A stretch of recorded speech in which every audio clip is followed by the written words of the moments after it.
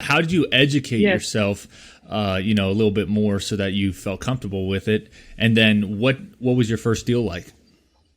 So whenever I'm into something, I get super into it. So I immediately looked up podcasts and started looking into books. I have a hard time reading books for a long time, so I mostly listen to podcasts. And of course, found Bigger Pockets. Started listening there and was just super inspired by, especially on the smaller one, the Real Estate Rookie, just Yeah. how people started out and how they were able to scale. So that's really where I learned most of my real estate stuff. Gotcha. Yeah, the Real Estate Rookie, I really like that one as well, just because it focuses Yeah. more on the beginners, just starting out. And then there is some Yes. people on the podcast that have been doing a lot, but it just gives you an idea of those people that are kind of in your shoes right now, or just a couple steps ahead, and just seeing that you're not too far behind. Yeah. Yeah. How did that first deal look? So the first deal, I went to a local bank and I said, so I didn't know anything about FHA. I didn't know, I'm in the military, but I didn't qualify for a VA loan yet. So I went to just a local bank and I said, hey, I want a primary residence that I'm also going to, rent out. What can I do? Well, they told me I can't do FHA, which I know now was not true. Oh, geez. But they said, oh, we can just do a conventional loan, but we'll give you a tiny little line of credit as well so that your down payment initially is lower.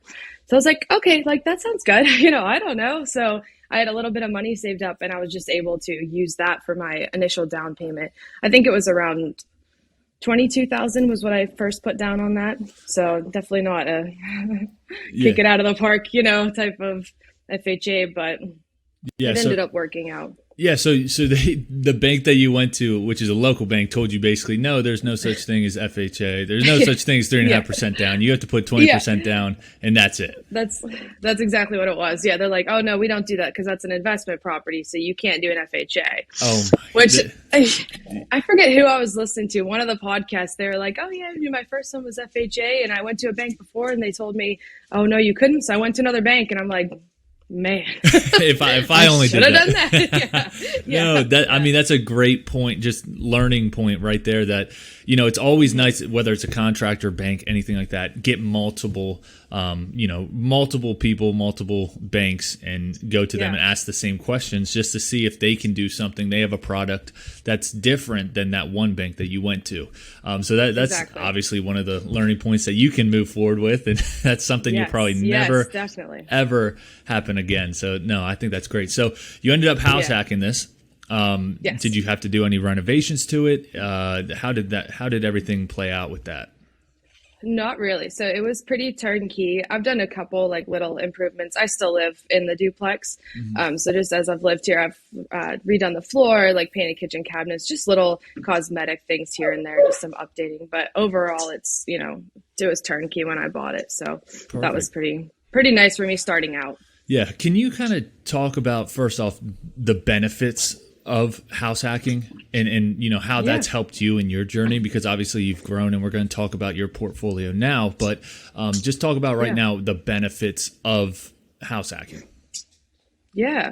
So I guess the most obvious benefit for me, even initially starting out knowing nothing, was oh, well, my mortgage is paid for.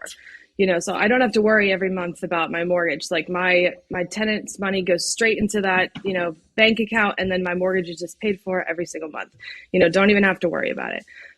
Some of the other benefits are the tax benefits. You can get a lot of deductions taken off, which I've been struggling with this year a little bit, but there are tax benefits with that as well. And then just the way you can scale so much quicker, by house hacking. I think it makes it so much easier to go from one unit to, another eventually. And I haven't done that quite yet, but I'm hoping to. So I just know that, it'll be easy once I move out and start another house hack.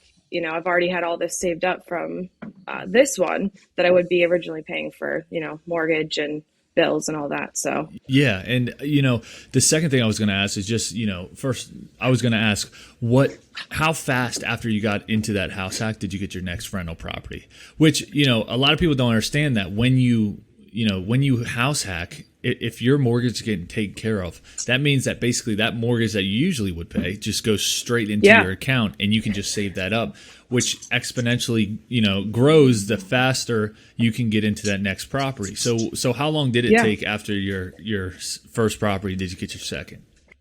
I think it was 9 months. 9 months. So it was 9 months. Yeah. And it was pretty much exactly like what I would have saved so that worked out perfectly. It was exactly what I would have saved if I hadn't been paying the mortgage. So I was able to use all that money because I just put that all away, put it towards a down payment on another one, which ended up being about $10,000 down, I think. Yeah. And that maybe would have took you 18 months or 2 years if you had house hacked, save on your mortgage, and just was able to save all of that.